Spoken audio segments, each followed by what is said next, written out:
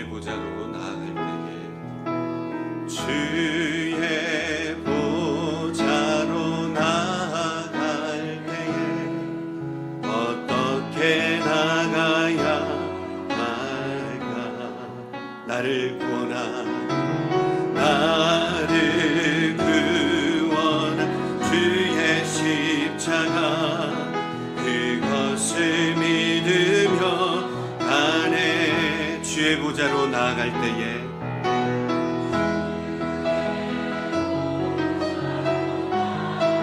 나 여전히 부족하나 하나 나를 품으신 주의 그 사랑 나를 품으신 주의 그 사랑 그것을 믿으며 가네. 자격 없는 내 힘이 아니 오직 예수님의 보혈로 자격 없는 내 힘이 아니 오직 예수님의 보혈로 오직 예수님의 보혈로 십자가의 보혈 완전하신 사랑 힘입어 나갑니다.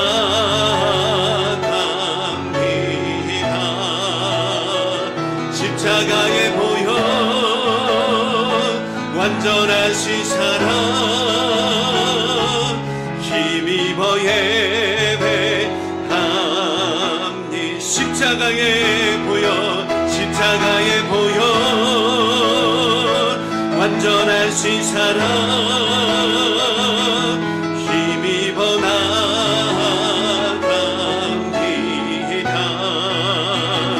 십자가의 보혈 완전하신 사랑 힘입어 예배하. 우리 마지막으로 십자가의 보혈 완전하신 사랑 힘입어 나갑니다.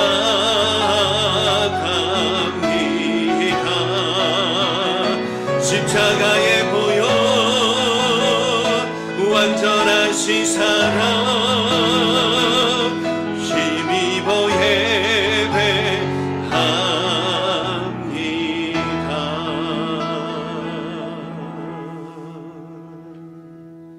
하나님께 영광의 박수 올려 드리겠습니다. 여러분 한번 따라해 볼까요? 하나님의 역사를 바라봅시다. 우리가 구약 성경을 여러분 보면 하나님께서 당신의 택하신 백성들 이스라엘 백성들을 징계하시는 모습을 우리가 말씀을 통해서 볼 수 있습니다. 이스라엘 백성들이 회개하지 않으니까 계속해서 범죄하고 또 범죄하고 넘어지고 또 쓰러지니까 하나님께서는 징계의 회초리를 드시지요. 여러분 그 징계의 회초리의 대상은 강대국입니다. 강대국이라고 하는 이 징계의 회초리를 드셔서 이스라엘 백성들을 치시는 모습이 있습니다. 그래서 북이스라엘 같은 경우에는 여러분 아수르에 의해서 멸망을 당했고요. 그리고 남유다는 바벨론에 의해서 멸망을 당한 것 여러분 잘 아시지 않습니까? 그때 많은 유다 백성들이 바벨론으로 포로로 끌려가가지고 우리가 잘 아는 것처럼 몇 년 동안 70년 동안 바벨론 포로 생활을 한 것을 알고 있습니다. 세월이 지나서 그 70년이라는 징계의 기간이 여러분 다 찼을 때에 하나님께서는 바사왕 고레스의 마음을 움직이셔가지고 당시 바사 제국 내에 있는 유다 백성들에게 본국으로 돌아가라, 본국으로 귀환할 수 있는 그런 귀한 영을 고레스 칙령을 내리지 않습니까? 타국에서 포로 생활 70년 만에 드디어 고국으로 돌아갈 수 있는 거예요. 예루살렘으로 고향으로 다시 돌아갈 수 있는 그 길이 열린 것입니다. 어때요, 여러분? 기쁘지 않겠어요? 그렇다면 당시 바사 제국 내에 살고 있었던 이 유다 사람들은 몇 명 정도 되었을까라고 하는 거예요. 정확히는 여러분 알 수 없지만 구약학자들은 대략 200만에서 300만 정도 되었을 것이다, 이렇게 추정을 합니다. 우리 투싼의 인구가 여러분 얼마나 되는지 아세요? 54만 명, 한 55만 명 정도가 되어지죠. 그러니까 한 4배 정도, 4~5배 이렇게 되어질 것으로 추정을 하지요. 포로 생활 70년 동안에 인구가 많이 늘어났기 때문에 최소한 200만 명 이상은 되었을 것이다, 이렇게 추정을 하는 것입니다. 그렇다면 그 200만, 300만 명의 유다 백성들 중에 1차로 예루살렘에 귀환을 했던 사람들은 몇 명이나 여러분 되었을까요? 예루살렘 귀환은 몇 차에 의해서 귀환이 되어졌죠? 총 우리가 3~4번 좋아하잖아요. 그렇죠? 3차의 귀환이 있었습니다. 그중 1차 때 가장 많은 인원이 귀환을 했는데요. 1차 때 귀환 인원수가 에스라서 2장에 기록되어져 있는데 49,890명 정도 되어진다. 대략 여러분 5만 명 정도 되어진다.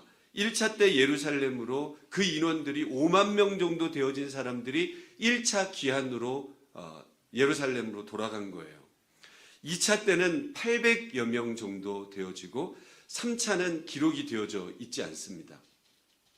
그러면 당시 바사 제국 내에 흩어져 있었던 유다인들은 최소 200만 명 이상이었다는 것을 고려해 보면 여러분 어때요? 생각보다 적은 인원수가 귀환을 했다는 것을 우리는 알 수 있지요. 5만 명이 귀환했다. 숫자만 놓고 보면 결코 작은 숫자는 아니지만 전체 인구 200만 이상의 약 한 3% 정도밖에 되지 않는다는 거예요. 여러분, 고국으로 돌아갈 수 있는 자유가 주어졌어요. 그럼에도 불구하고 왜 이렇게 귀환한 자가 적었을까라고 하는 거예요. 물론 그 이유는 여러 가지가 있을 수 있지만요. 가장 대표적인 이유는 이것입니다. 내가 더 좋은 환경에서 더 편하게 살고 싶었기 때문이다라고 하는 거예요. 당시 예루살렘을 70년 전에 여러분 바벨론이라고 하는 이 강대국이 세 차례에 걸쳐서 침략하면서 완전히 여러분 초토화가 되어지지요. 그 침공으로 말미암아 성전도 무너지고 집도 무너지고 여러분 도시 전체가 다 폐허가 되어진 그런 상황입니다. 그렇게 여러분 70년 동안 어떻게 됩니까? 방치되어진 그런 도시가 되어졌지요. 그런 곳으로 여러분 돌아가려고 하니까 어때요? 고생길이 훤하게 보이는 거예요. 고생길이 훤하게 보이는 거예요. 게다가 지금 살고 있는 이 바사 제국은 당시에 여러분 최대 강대국이에요. 그리고 문명국이었습니다. 바벨론 포로 생활이라고 해서 우리가 여러분 흔히 생각하는 게 뭐예요? 쇠창살에서 갇혀가지고 노예처럼 이렇게 살아가지 않았을까? 그러지 않았다는 거예요. 바벨론과 바사 땅에서 여러분 자유롭게 배우고 자유롭게 시장 경제 활동을 하면서 살았다. 그러니까 여러분 또 바벨론이라고 하는 이곳에는 성전이 있을까요? 없을까요? 성전이 없는 거예요. 이방 땅이다 보니까. 오늘날 표현으로 하면 교회가 있어요? 없어요? 교회가 없는 거예요. 그러니까 여러분 교회가 없으니까 어때요? 예배를 드려도 돼요? 안 드려도 돼요? 예배가 없으니까 예배당이 없으니까 예배를 안 드려도 되는 거예요.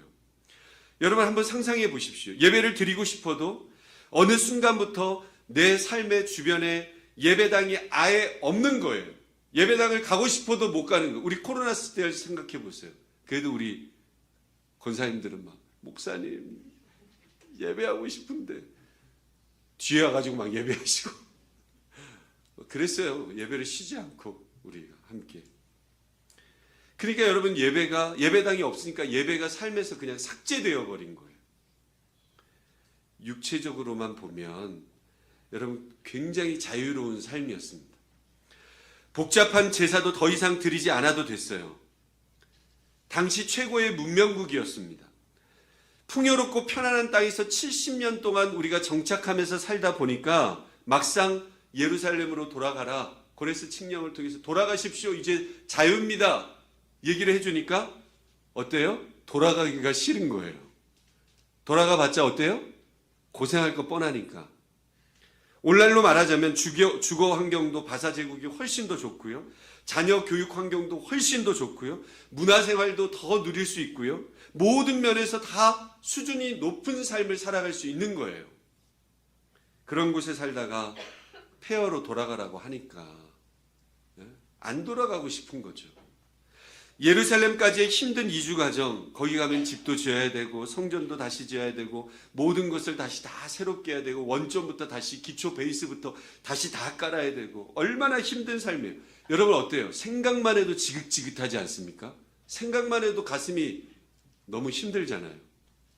그래서 그들은 하나님의 약속의 말씀, 회복의 복의 말씀보다 눈앞의 안락함과 편안함을 선택을 한 거예요. 물론 예외도 있습니다. 예를 들어서 모르드게 같은 사람은 정말 예루살렘으로 돌아가고 싶은 그런 마음이 너무너무 간절했지만 자기 위치와 상황 때문에 귀환하고 싶어도 귀환하지 못한 그런 소수들도 분명히 있었을 것입니다. 그러나 대다수는 마음을 먹으면 어때요? 돌아갈 수 있는 거예요. 마음 먹으면 우리가 갈 수 있는 거예요. 근데 여러분 어때요? 가기 싫은 거예요. 마음이 안 먹어지는 거예요. 여러분이 그 당시 바사 제국에 살고 있는 유다인들이다 이렇게 한번 상상해 보시기 바랍니다. 어느 날 갑자기 하나님의 은혜로 바사왕 고레스가 조서를 딱 내립니다. 이 땅에 살고 있는 모든 사람들 고향으로 돌아가도 좋습니다. 고국으로 다 돌아가도 좋습니다. 예루살렘에 살아도 좋습니다. 귀환령이 떨어졌어요.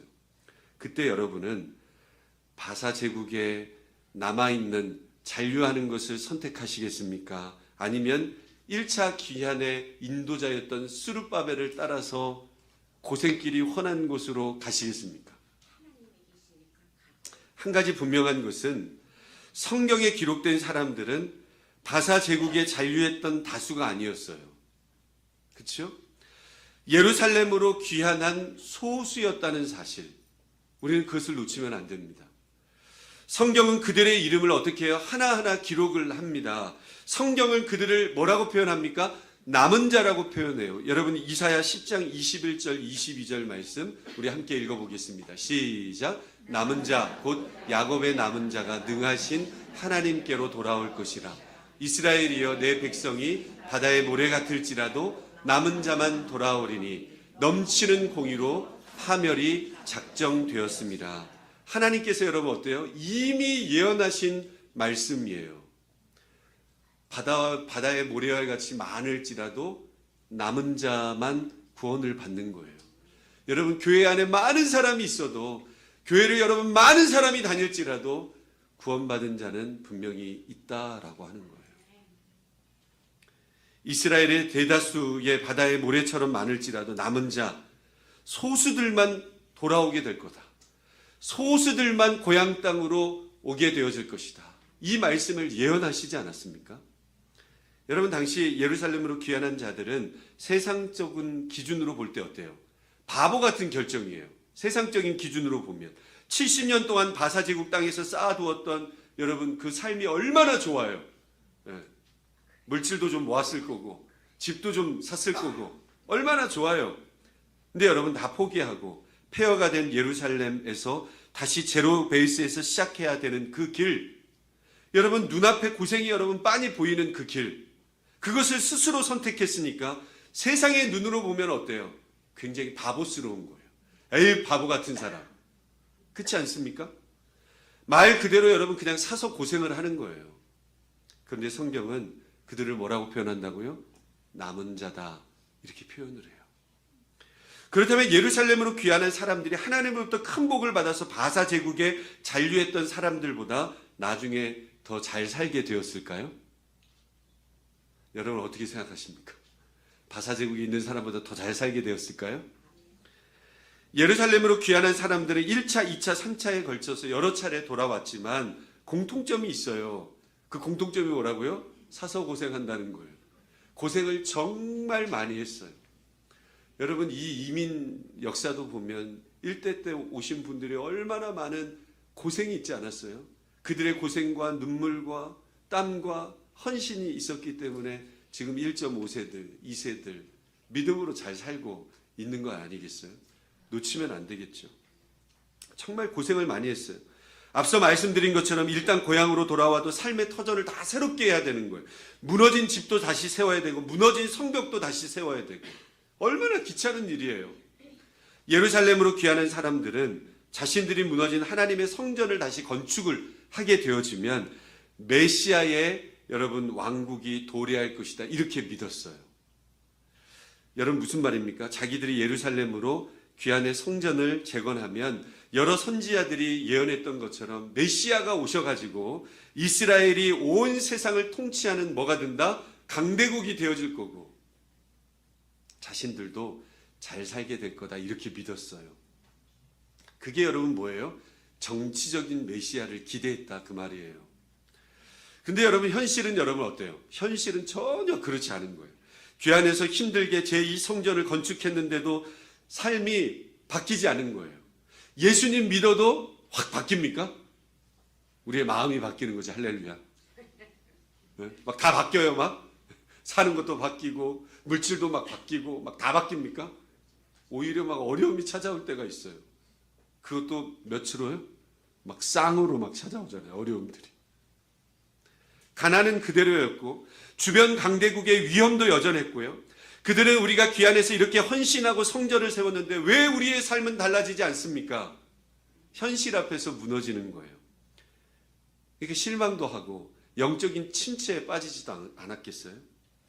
바사 제국에 남아있던 자들보다 더 잘 살 줄 알았는데, 그렇죠? 현실은 그렇지 않았어요. 고생은 더 많이 했고 세상적인 삶의 수준만 놓고 보면 더 못 살기도 했습니다. 근데 그렇다고 해서 그들이 손해만 보았는가? 그것 또한 아닙니다. 그들은 여러분 남은 자라고 하는 일컬음을 받으면서 여러분 중요한 것은 하나님의 역사의 주인공이 되었다는 거예요. 힘들고 어려웠지만 내 삶 속에 힘들고 어려웠지만 내가 예수님의 그 음성과 은혜들을 누리는 그런 역사의 주인공이 되어졌다라고 하는 거예요. 이 성전, 수르바벨 성전이 다시 세워지는 역사의 현장에 서 있었다는 거예요. 바사 제국에 있는 사람들은 그것을 못 경험했어요. 근데 남은 자들은 경험했어요. 바벨론에 의해서 무너져버렸던 하나님의 성전이 하나님의 은혜 가운데 다시 세워지는 그 놀라운 감격을 누리게 되어졌다. 남은 자들이. 그것을 똑똑히 목격했어요. 또 느헤미야와 함께 성벽을 재건하는 일에도 쓰임받지 않습니까? 무엇보다도 오늘 본문에 나오는 것처럼 학사 에스라를 통해서 여러분 수문앞 광장의 놀라운 부흥의 역사를 경험했다는 거예요. 바사 제국에 있었으면 경험했겠어요? 그렇지 못했을 거예요. 온 백성이 하나님의 율법을 듣고 회개하고 외치고 간절히 주님을 사모하고 다시 언약을 새롭게 하는 그 역사의 부흥의 현장에 서 있는 놀라운 은혜를 경험하게 되어졌다라고 하는 거예요. 반대로 바사 제국에 남아있던 사람들은 여러분 어땠겠어요? 그들은 바사 제국에서 고생도 여러분 훨씬 더 덜했어요. 돈도 더 많이 벌었어요. 자녀들은 바사 제국 안에 좋은 교육 시스템, 좋은 학교 누리면서 세상적으로는 더 풍요롭고 더 잘 살지는 모릅니다.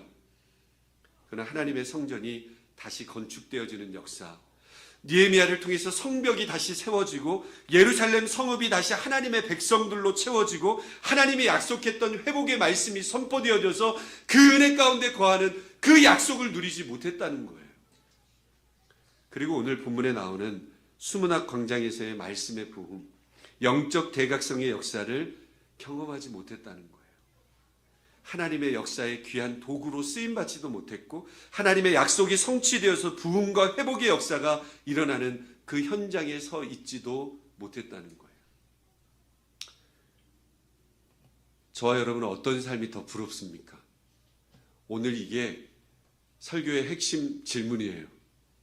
저와 여러분들은 어떤 삶이 부러운가? 하나님의 역사에 쓰임받지 않아도 괜찮으니까.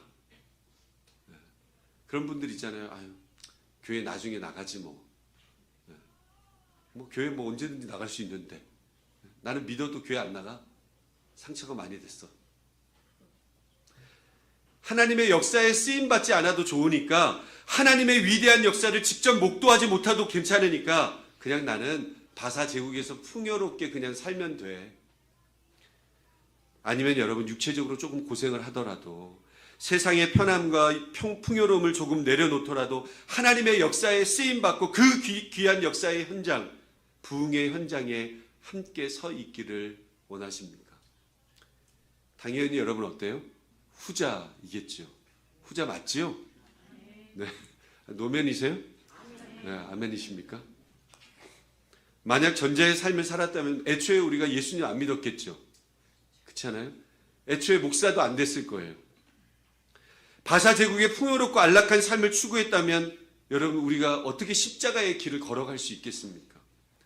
만약 제가 전자의 삶, 곧 바사 제국의 편안한 삶만을 원했다면 여러분 겨울이나 여름이나 방학 시즌마다 3박 4일 수련회 애들 데리고 뭐하러 가겠습니까? 그렇잖아요? 단기 선교도 갈 필요도 없고요. 힘들게 돈 들게 뭐하러 그걸 하겠어요? 저도 힘들고 애들도 힘들고 여러분들도 힘들고 아이들 뒤치다꺼리도 해야 되고 운전도 해야 되고 밖에서 며칠 지내야 되고 여러 가지 힘든 게 많이 있습니다. 3박 4일 다녀오면 육체적으로도 힘들어요. 여행 가는 건 아니잖아요. 그렇지 않아요? 쉬는 시간도 일정도 빡빡하고 충분히 잠을 자지도 못하고 애들도 마찬가지예요. 여러 가지 불편한 게 너무너무 많을 거예요. 회비 생각해 보면 여러분 그 돈이면 다른 선택할 수도 있잖아요. 근데 여러분 150불인데 150불로 어디 여행 가겠어요? 그렇잖아요. 3박 4일 동안. 그 시간을 여러분 휴가처럼 사용할 수도 있고 그냥 놀면서 사용할 수도 있을 것입니다. 무엇보다도 수련회는 반드시 가야 하는 의무도 아닙니다. 가지 않는다고 해서 누가 여러분 책망합니까? 그렇지 않습니다. 그냥 편안하게 집에 있어도 돼요. 그런데도 우리는 왜 굳이 시간과 돈을 들여서 때로는 몸까지 피곤하는 그 수련회를 우리가 함께 참여하겠어요? 이유는 여러분 단 하나입니다. 그것은 하나님을 만나는 현장에 서 있기 원하는 거예요. 일상의 바쁜 삶 속에서는 쉽게 경험하기 어려운 하나님의 은혜, 말씀과 예배와 기도 가운데 더 깊이 경험하기 위해 우리는 그 시간을 따로 구별되이, 그래서 지금까지 막 기도해오지 않습니까? 우리 애들 은혜 받게 해달라고. 이 사춘기 시절에 이 아이들의 마음을 하나님 붙잡아 주셔서 주님 만나게 해달라고 부르시는 것 아니에요? 바사 제국의 편안한 삶보다 예루살렘에서 이루는 하나님의 위대한 역사를 더 사모하기 때문이에요. 하나님의 말씀이 성취되어지는 역사, 살아계신 하나님의 놀라운 역사를 직접 경험하고 그 현장에 서서 그 부흥을 함께 보고 함께 간증하는 삶을 살기 원하기 때문에 그렇게 하는 거예요. 그래서 여러분 우리가 함께 기도하면서 몸부림을 치는 거예요. 할렐루야. 새벽에도 막 기도하고 빗소금 기도에도 막 아이들 이름 불러가면서 기도하고 할렐루야. 여러분 우리의 삶의 목표는 바사 제국의 안락한 삶이 되어서는 안 됩니다.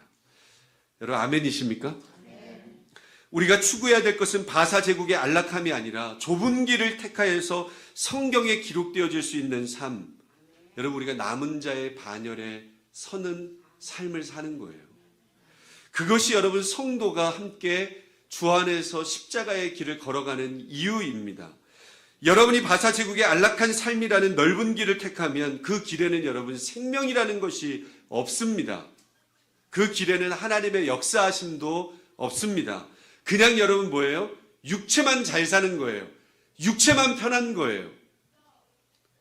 이번 주에 우리 유스 아이들 11명이 3박 4일 캠프를 떠납니다.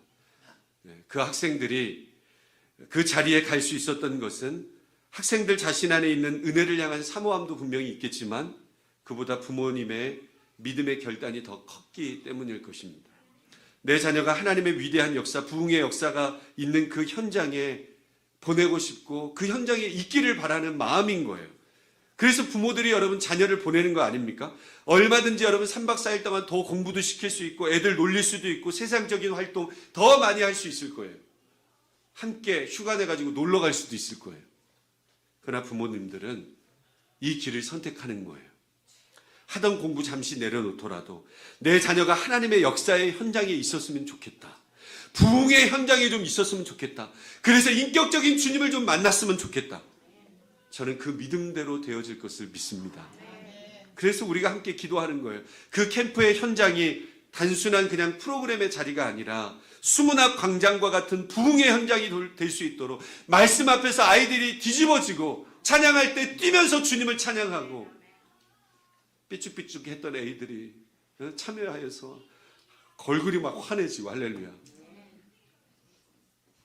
그래서 우리가 기도하는 거 아닙니까? 사랑하는 성도 여러분, 우리 앞에는 언제나 두 길이 놓여져 있습니다.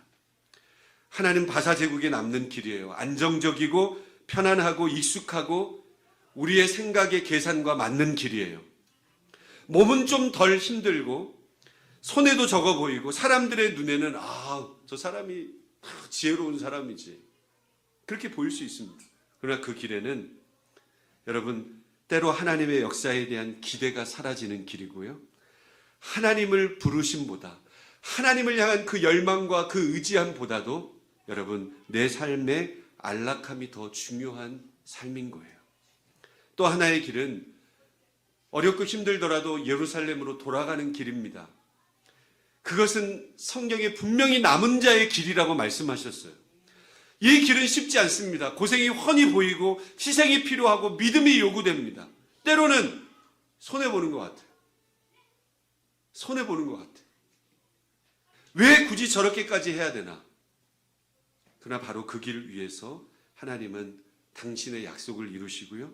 하나님의 백성을 사용하시고 부흥의 현장에 서 있게 하시는 거예요. 사랑하는 성도 여러분, 성경은 편안함을 선택한 다수의 길을 기록하지 않습니다. 그러나 믿음으로 순종의 길을 택한 남은 자들을 성경은 분명히 기록하고 기억합니다. 왜냐하면 하나님은 언제나 남은 자를 통해서 일하시기 때문이에요. 그러므로 우리도 이 시간 우리 스스로에게 질문을 해야 합니다. 나는 어디에 머물고 있는가? 나는 바사 제국의 안락함을 더 사랑하는가? 아니면 예루살렘의 부흥을 더 사모하는가? 나는 신앙도 좀 편안하게 신앙생활을 하고 싶은가? 아니면 하나님의 역사에 날마다 참여하는 그런 신앙생활을 하고 싶은가? 사랑하는 성도 여러분, 2026년에 벌써 2월달이지 3월달도 곧 반이 지나요. 오늘이. 네? 편안함만 추구하는 신앙으로 우리가 머물러 있지 않기를 원해요. 조금 힘들어도 내가 조금 손해보는 것 같아도 하나님의 거룩한 역사가 있는 자리라고 한다면 그 자리를 날마다 사모할 수 있기를 원합니다. 말씀의 자리, 기도의 자리. 여러분 기도의 자리가 쉬운 줄 아세요? 그렇지 않잖아요. 기도하지 않고 유튜브 보면 어때요? 시간 엄청 빨리 가요. 2시간, 3시간.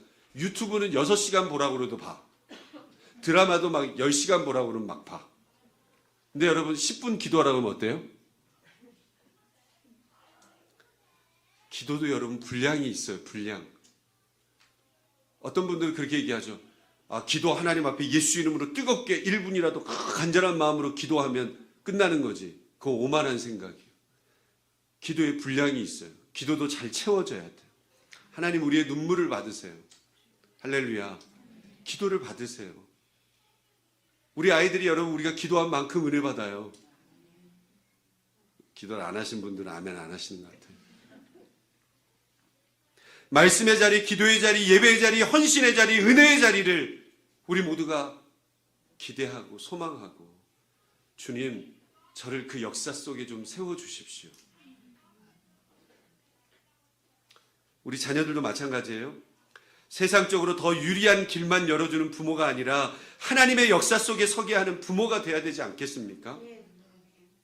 공부도 중요하고 미래도 중요하고 무엇보다도 중요한 것은 내 자녀가 하나님의 역사, 그 거룩한 역사의 현장에 서 있는가, 이게 여러분 너무 중요한 거예요. 사랑하는 성도 여러분, 보석과 같은 성도 여러분, 하나님의 역사는 늘 편한 자리에서만 일어나지 않습니다.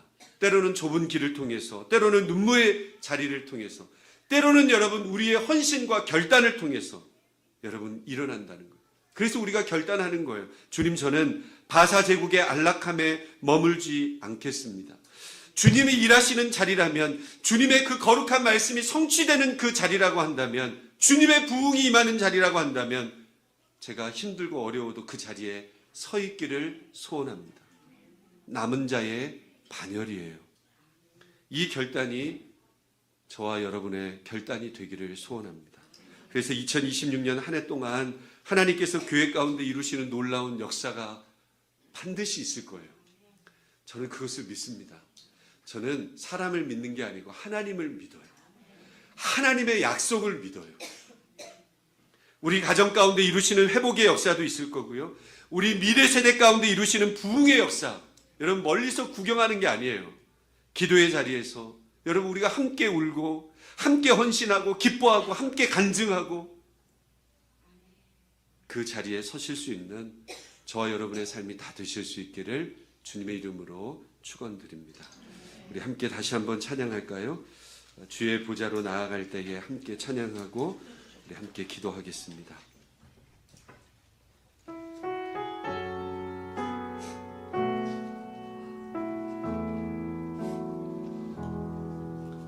주의 보좌로 나아갈 때에 어떻게 나가야 할까? 나를 구원한 주의 십자가, 나를 구원한 주의 십자가, 그것을 믿으며 가네. 주의 보좌로 나아갈 때에, 주의 보좌로 나아가, 나 여전히 부족합니다. 나 여전히 부족하나. 나를 품으신 주의 사랑, 나를 품으신 주의 그 사랑, 그것을 믿으며 가네. 자격 없는 내 힘이 아니, 자격 없는 내 힘이 아니, 오직 예수님의 보혈로, 오직 예수님의 보혈로, 자격 없는 내 힘이 아니, 오직 예수님의 보혈로, 십자가의 보혈, 십자가의 보혈, 완전하신 사랑 힘입어 나가니. 십자가의 보혈, 십자가의 보혈, 완전하신 사랑 힘입어 예배하. 우리 두 손 들고 찬양할까요? 십자가의 보혈, 십자가의 보혈, 완전하신 사랑 힘입어 나가니. 십자가의 보혈, 십자가의 보혈,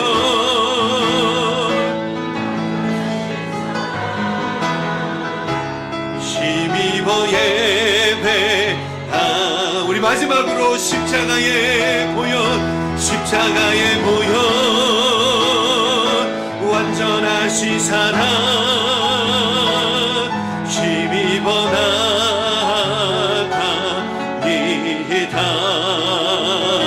십자가의 보혈, 완전하신 사랑 힘입어 예배합니다.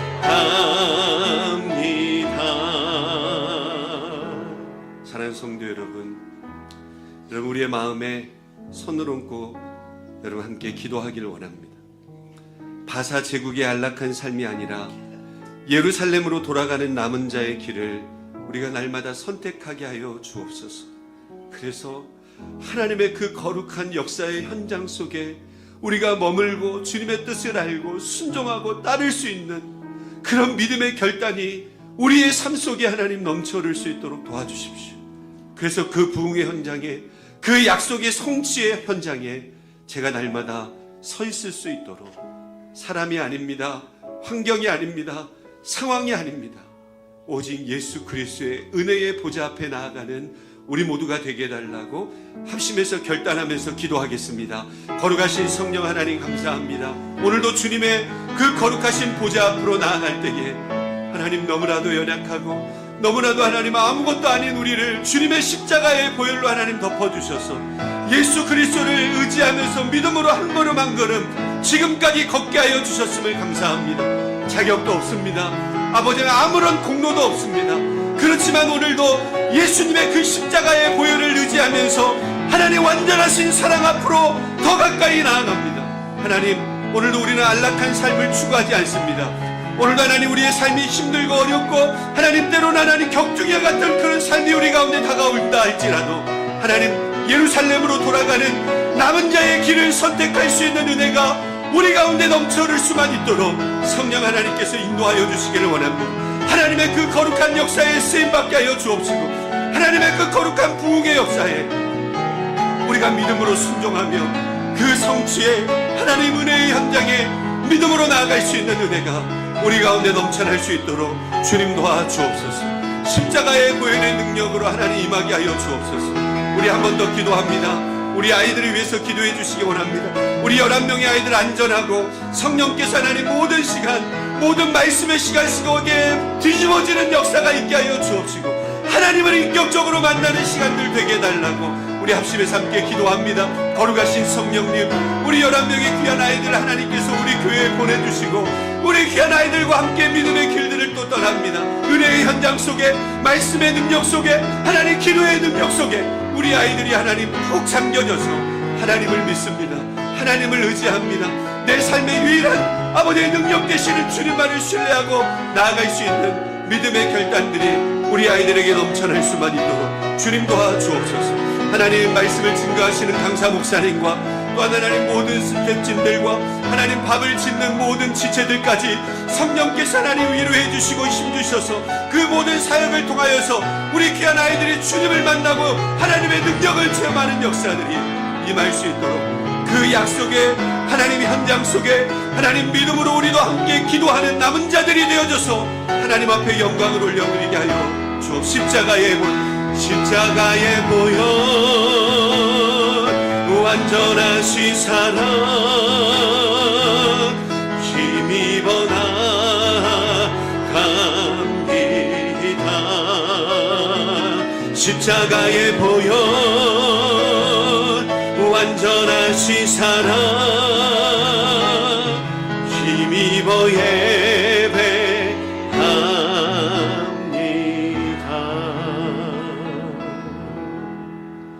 예수님의 이름으로